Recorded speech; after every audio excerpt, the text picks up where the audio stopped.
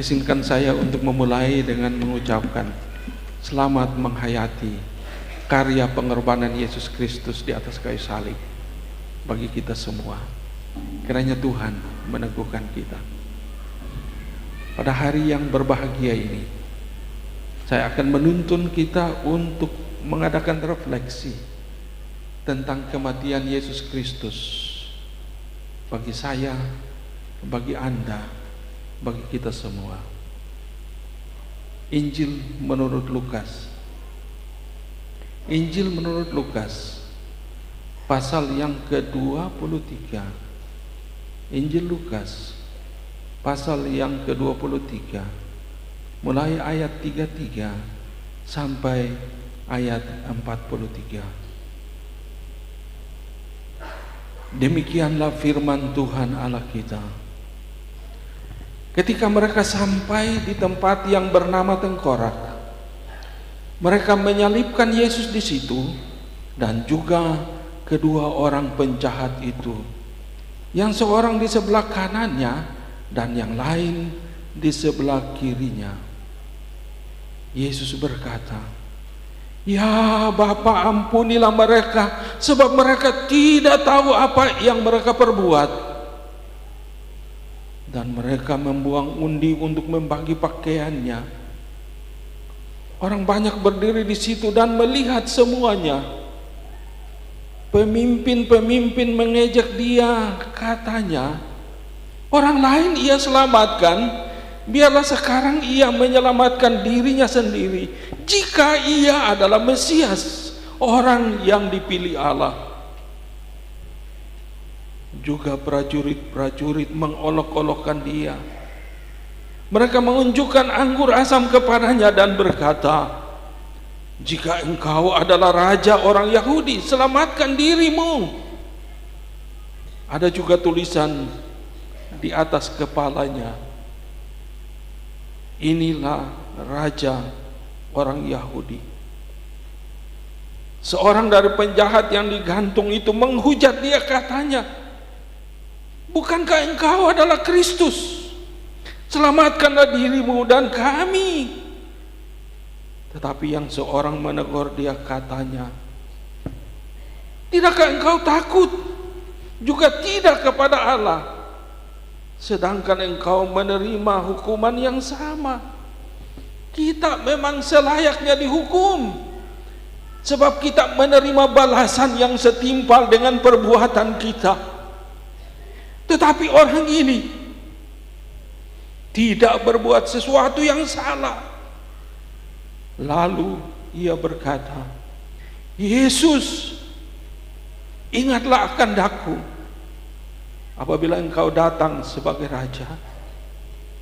Kata Yesus kepadanya, "Aku berkata kepadamu, sesungguhnya hari ini juga engkau akan ada bersama-sama dengan aku di dalam Firdaus."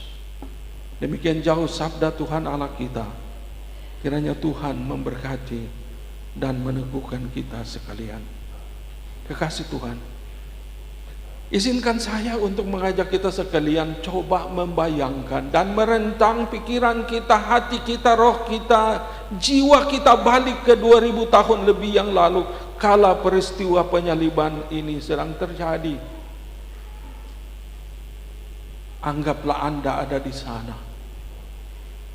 Anggaplah Anda sedang berdiri menatap salib itu, di mana Yesus Kristus sedang tergantung, sedang tersalib di sana. Kira-kira apa refleksimu? Kira-kira apa pandanganmu? Kira-kira apa sikapmu terhadap pengorbanan Yesus yang mulia, yang agung di atas kayu salib itu?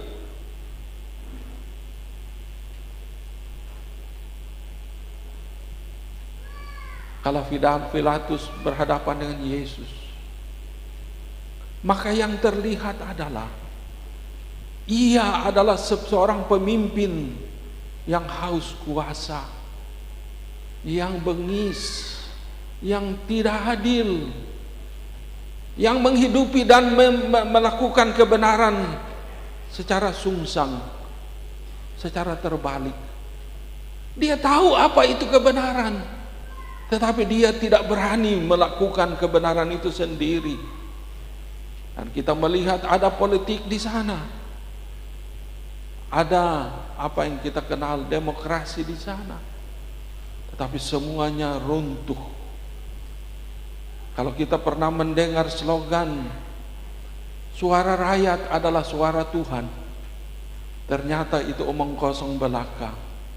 Yang terjadi adalah kesewenang-wenangan. Ada pemutarbalikan kebenaran. Yang benar dinyatakan tidak benar, yang tidak benar dinyatakan benar. Itu yang terjadi kala Pilatus berhadapan dengan Yesus. Kalau Herodes berhadapan dengan Yesus sama saja. Ia terbukti munafik. Ia hanya ingin menyaksikan siapa Yesus ini, dan kemudian memintanya untuk membuktikan bahwa ia adalah Mesias. Tetapi ia tidak memperoleh jawaban apa-apa, karena ia tidak pantas menerima jawaban sekata pun dari junjungan kita yang mulia Tuhan Yesus Kristus. Kini ia sedang tersalib sebagai bahagian dari keputusan yang tidak adil. Kini ia tersalib, dan penyalibannya bukan sesuatu yang terjadi asal jadi, bukan karena suatu putusan politik yang keliru atau putusan pengadilan yang sungsang. Tidak, itu sudah dibuatkan jauh-jauh hari, bahwa Sang Mesias akan hadir sebagai Mesias yang menderita. Karena dalam penderitaan itu ada tujuan agung yang sudah ditetapkan oleh Tuhan untuk menghadirkan dirinya sebagai pembebas sejati. Karena itu ia disebut Yesus, yaitu juru selamat, di mana di bawah kolong langit ini tidak ada siapapun yang dapat menyelamatkan manusia dari dosa kecuali Yesus juru selamat. Di sana kita lihat bahwa Yesus ini dan penyalibannya bagaikan cermin kehidupan raksasa yang kala dihadapkan atau tatkala kita menghadapkan diri kita kepadanya, maka akan terlihat kebobrokan manusia. Para pemimpin terbukti tidak adil dan memiliki moral yang bobrok. Karena demi kekuasaan mereka membiarkan adanya kemenangan yang tidak pantas. Bebaskan bagi kami Barabas, dan Yesus ini salibkanlah dia. Itu keputusan yang kita sudah tahu, yang sangat tidak adil. Tetapi bukan itu yang terpenting, karena yang terpenting adalah Tuhan memperlihatkan kepada saya, kepada Anda, kepada kita kebobrokan manusia itu sendiri. Para pemimpin terbukti bobrok, rakyat kebanyakan juga terbukti bobrok dan tidak berdaya membebaskan dirinya. Yang sangat menarik bahwa di salib itu ada dua penjahat kelas kakap yang turut tersalib, yang satu di kiri, yang lain di kanan. Tetapi yang perlu kita simak di sini, bahwa kala kedua penjahat ini bersama-sama tersalib dengan Yesus Kristus, maka ada implikasi kebenaran yang sangat dalam yang harus kita pahami, yang harus kita maknakan bagi diri kini, di sini, sekarang ini. Karena itu saya mengawali dengan mengatakan, bagaimana kalau Anda dan saya ada di sekitar salib itu?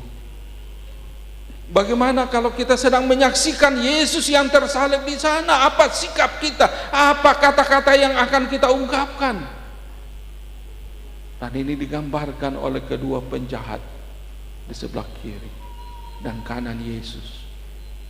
Dan dari sini ada pelajaran penting yang patut kita simak, yaitu bahwa dalam pengorbanannya, dalam penyalibannya, ada tanda, ada bukti siapa yang pantas dan siapa yang tidak pantas untuk menikmati karya salibnya. Di hadapan salib itu nanti akan terlihat siapa yang pantas dan siapa yang tidak pantas. Yang tidak pantas itu menganggap diri benar. Yang tidak pantas menganggap diri segalanya. Bahkan tidak mau menerima apa yang seharusnya diterima, yaitu karena kebobrokannya ia pantas dihukum. Tidak terjadi demikian. Ia tidak sadar diri. Bahkan ia mengungkapkan sikap hatinya yang culas. Sikap hati yang penuh dengan kemarahan dan dengki dan siap untuk membalas kejahatan dengan kejahatan. Dia bahkan mengejek Yesus dengan berkata, "Kalau engkau adalah Kristus, bebaskanlah dirimu dan bebaskan kami." Yang terjadi adalah dia mengingat dirinya, dia menginginkan pembebasan yang tidak pantas diterimanya.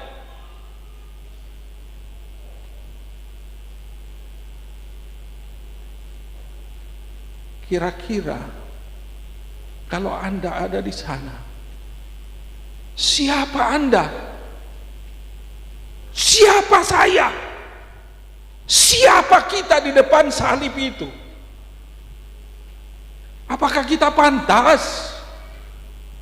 Atau kita sama sekali terbukti tidak pantas? Karena kita kedapatan menghidupi kehidupan manusiawi sebagai manusia yang pantas dihukum, yang pantas binasa karena kebobrokan dosa yang kita alami, miliki, dan kita hidupi. Itu yang terjadi dengan orang pertama yang membuktikan ia tidak pantas menikmati karya salib Yesus.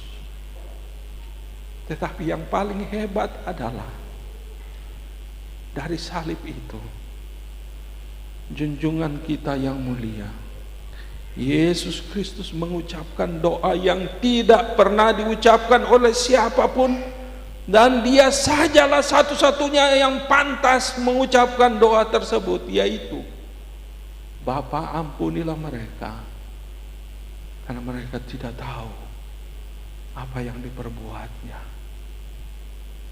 Jadi tatkala kita masih berdosa, tatkala kita masih tidak layak, doa itu diucapkan. Yang kuncinya adalah untuk mengatasi semua persoalan manusia yang bobrok di hadapan Tuhan bagi diri dan sesama, sehingga terbukti tidak pantas. Tetapi doa itu punya efektivitas yang hebat, yaitu ia melepaskan pengampunan dari kekuatan salib, yang olehnya kita lihat bahwa dari dan pada salib itu ada kuasa pembebasan yang dahsyat, sekaligus merupakan titik tumpu untuk membuktikan siapa yang pantas mengalami pembebasan dan siapa yang pantas dihukum. Pada sisi yang lain, salib itu juga sekaligus adalah tanda bukti bahwa keselamatan yang dikerjakan Kristus adalah pasti. Ingat, pada sisi yang pertama kita menemukan bahwa di depan salib itu akan ada pembuktian siapa saja yang pantas untuk mengalami karya Yesus yang agung, yang penuh dengan kasih dan pengampunan itu, dan siapa saja yang pantas binasa. Pada sisi yang lain, di salib itu ada bukti kuasa penyelamatan. Dari salib itu ada bukti kuasa dan kekuatan keselamatan yang dikerjakan oleh Tuhan. Tetapi indikator atau tanda-tandanya itu jelas. Yaitu tatkala kita dihadapkan kepada salib itu akan terbukti dan terlihat siapa yang pantas mengalami keselamatan yang pasti itu. Tatkala penjahat yang lain menghadapkan diri kepada salib, ia bercermin di sana dan melihat dirinya yang bobrok dan yang seharusnya mengalami hukuman. Dan yang ia lakukan adalah ada pengakuan yang tulus yang pertama dilakukan dengan menghardik penjahat yang pantas binasa itu dan berkata, "Hei, tidak tahu diri kamu ini? Bukankah kamu dan saya, kita adalah penjahat yang pantas dihukum? Apa pula sikapmu? Tidak tahu diri kamu? Kamu adalah penjahat kelas kakap yang pantas mengalami hukuman yang mengerikan ini." Dia melihat dirinya. Dia menyadari bahwa dia tidak pantas. Dia adalah pendosa yang pantas dan harus binasa. Dan itu dilakukan secara tulus. Pada sisi yang lain,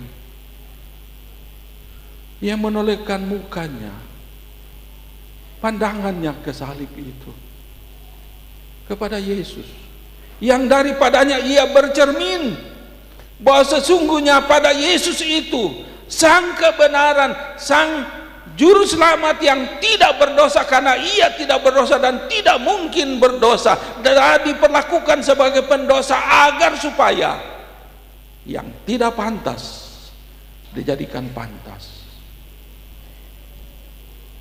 Lihatlah, para penjahat itu sebenarnya orang-orang muda yang namanya ditulis atau kelompok mereka ditulis di dalam Alkitab, yaitu kelompok orang-orang Selotis. Siapa mereka? Mereka adalah anak-anak muda yang mau memberontak terhadap penjajah Romawi kala itu. Dan mereka bergerilya. Mereka menyerang tentara pendudukan Romawi.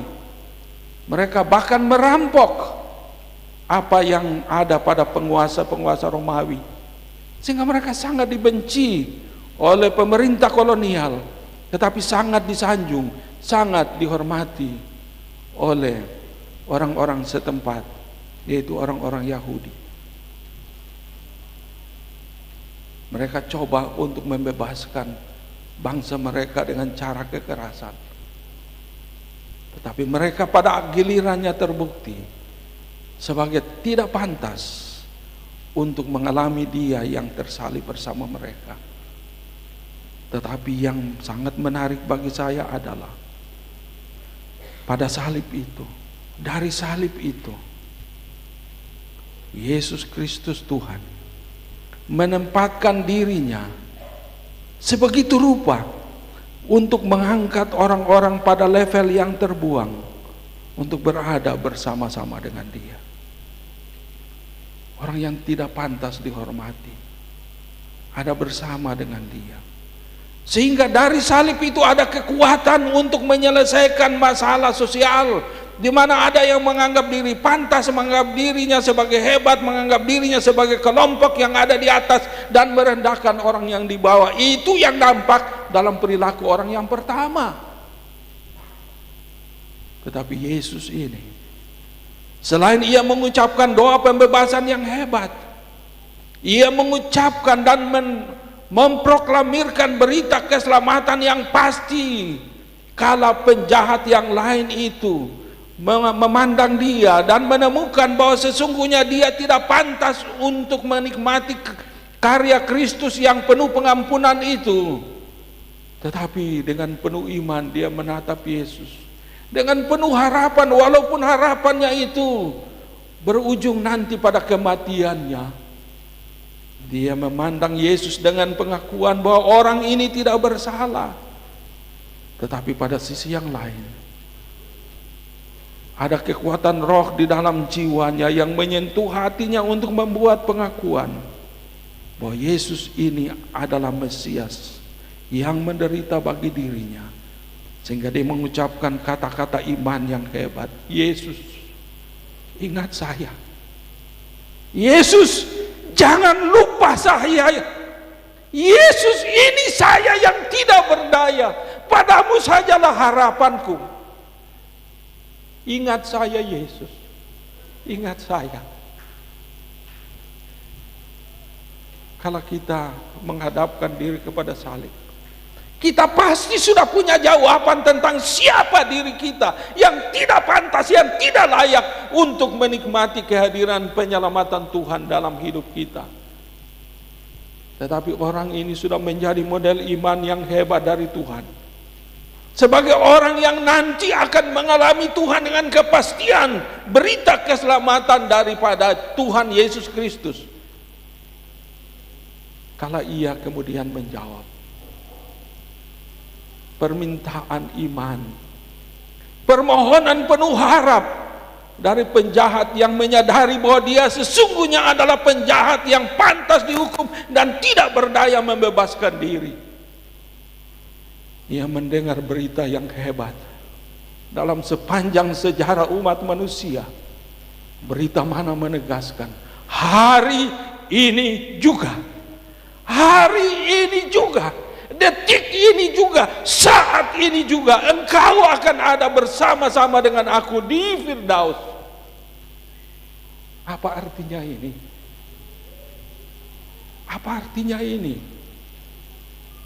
Apa maknanya bagi saya, bagi Anda, bagi kita kini dan di sini hari ini? Ternyata kalau kita melihat diri kita di cermin, kita boleh punya pendapat apa saja tentang diri kita. Tetapi kalau kita ada di depan salib itu dan bercermin, maka kita semua pasti akan menemukan diri tidak pantas dan tidak layak. Tapi jika kita pada gilirannya menemukan bahwa pada kita, pada diri kita, roh kita, hati kita ada kesadaran dan pengakuan bahwa kita benar-benar tidak pantas dan tidak layak, tetapi ada harapan dengan memandang salib itu dan berkata, Yesus, ingat saya. Yesus, ingat saya. Sekarang apakah sikapmu? Ini saat penting untuk membuat keputusan. Jika Anda menemukan diri tidak pantas dan tidak layak selalu mengakuinya, maka kini dan di sini pengampunan Tuhan itu pasti. Karena jika engkau mengaku dosamu, maka Allah itu setia dan adil, sehingga Ia mengampuni kamu dan menyucikan kamu dari segala kejahatan. Karena pada salib itu ada harapan, pada salib itu ada kuasa pembebasan, pada salib itu ada pengampunan yang memulihkan. Sehingga kini dan di sini saya, Anda, kita punya harapan untuk hidup sebagai manusia berguna di hadapan Tuhan. Kekasih Tuhan, hal ini dituliskan oleh Rasul Paulus tatkala ia mengalami Tuhan. Maka inilah yang terjadi dan inilah yang dikatakannya dalam Roma pasal 5 mulai ayat yang ke-6. Karena waktu kita masih lemah, Kristus telah mati untuk kita, orang-orang durhaka, pada waktu yang ditentukan Allah. Sebab tidak mudah seorang mau mati untuk orang benar, tetapi mungkin untuk orang yang baik ada orang yang berani mati. Akan tetapi Allah menunjukkan kasih-Nya kepada kita oleh karena Kristus telah mati untuk kita ketika kita masih berdosa. Lebih-lebih karena kita sekarang telah dibenarkan oleh darah-Nya, kita pasti akan diselamatkan dari murka Allah. Sebab jikalau kita ketika masih seteru diperdamaikan Allah oleh kematian anaknya, Lebih-lebih kita yang sekarang telah diperdamaikan pasti akan diselamatkan oleh hidupnya. Dan bukan hanya itu saja, kita malah bermegah dalam Allah oleh Yesus Kristus Tuhan kita, sebab oleh Dia kita telah menerima pendamaian itu. Kalau Anda menemukan diri di hadapan salib itu dengan hati, roh, jiwa yang tidak keruan, yang penuh dengan angkara, murka, kemarahan, dendam, iri hati, culas dan sebagainya, lalu Anda masih menghakimi orang lain, Anda masih merendahkan orang lain, ingatlah Anda bagaikan penjahat yang pertama yang pantas untuk mengalami penghukuman yang dari Tuhan Allah kita. Tetapi jika Anda menyadari kalau berdiri di depan salib itu bagaikan penjahat yang kedua yang berkata, aku adalah pendosa, aku tidak pantas, aku tidak layak. Tapi kemudian Anda mengarahkan pandangan imanmu kepada Yesus dan berkata, Yesus, ingat saya. Yesus, ingat saya. Yesus, ingat saya. Maka Anda akan mendengar kata-kata agung yang memastikan keselamatan daripadanya hari ini juga. Katakan sama-sama, hari ini juga engkau akan bersama-sama dengan aku di Firdaus. Hari ini juga, detik ini juga, keselamatan Tuhan menjadi pasti. Akan ada pengampunan, akan ada pemulihan, akan ada pembaharuan kehidupan. Itulah yang dikerjakan oleh Yesus Kristus di kayu salib bagi kita, seperti yang telah dituangkan dalam Roma pasal 5 ayat 6 sampai 11 tadi.